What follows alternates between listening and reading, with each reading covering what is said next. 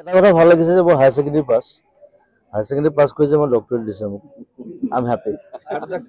বানপানীটো অকল মেঘালয় আৰু সেইবোৰ সেইটো কথা নহয়। বানপানী মই 30 বছৰ দেখি আছো। আমি যদি চবেই ছাপোৰ্ট কৰোঁ একেলগে আমি দেশ সলাব পাৰিম। কথাটো সেইটো অনয়, সেইটো দিয়ে, সেইটো বহুতক দিয়ে। সেইটো ইটছ অ'কে, দিছে। সেইটো আচলতে মোক 2 বছৰমান আগৰ পৰা কৈ আছিলে তেওঁলোকে, আৰু মই সময় দিব পৰা নাই। এইবাৰ মই ইয়াত আছো কৈছে, মই কৈছো ঠিক আছে মই যাম বাৰু।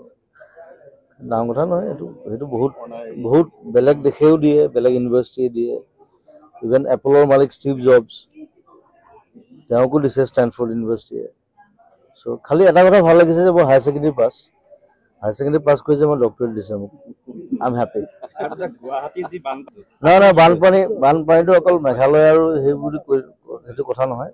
বানপানী মই 30 বছৰ দেখি আছো। আৰু মই মেঘালয় অৰুণাচল মই বেলেগকে একো নহ'ব, মই চব একে বুলি ভাবোঁ।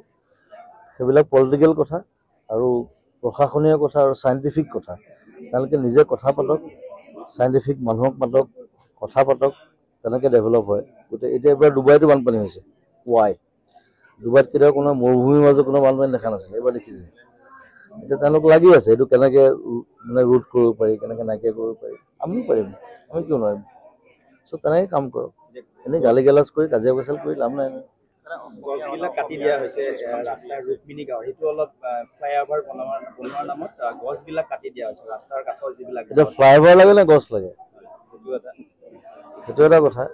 এতিয়া কথা এটা কওঁ, চৰকাৰে যিমান গছ কাটিছে তাতকৈ বেছি গছ মই ৰুইছোঁ প্ৰত্যেক বছৰ। তেওঁলোকে কাটি আছে, মই ৰুই আছো। মানুহক আমাৰ মানুহবিলাক খুব মটিভেটেড হৈ যায়তো ফটককৈ, because you are very simple. I am not, মই মোৰ কথা কোৱা নাই, আই এম নট চিম্পল। সেইকাৰণে মোক পলিটিকেলি কোনো মটিভেট কৰিব পৰা নাই। আৰু আমাৰ মানুহবিলাক একদম চিম্পলি ভাবে, সাধাৰণতে কিবা এটা কৰি দিয়ে সেইটোকে এইটোৱে ভাল নেকি, তেনেকৈ হ'ল নহ'ব। অকণমান চিন্তা কৰিব লাগিব। আমাৰ ল'ৰা ছোৱালীবিলাক এতিয়া ইণ্টেলিজেণ্ট, ধুনীয়া ভাল জেগাত পঢ়ি আছে, কাম কৰি আছে ভাল। আমি যদি চবেই ছাপোৰ্ট কৰোঁ একেলগে আমি দেশ সলাব পাৰিম।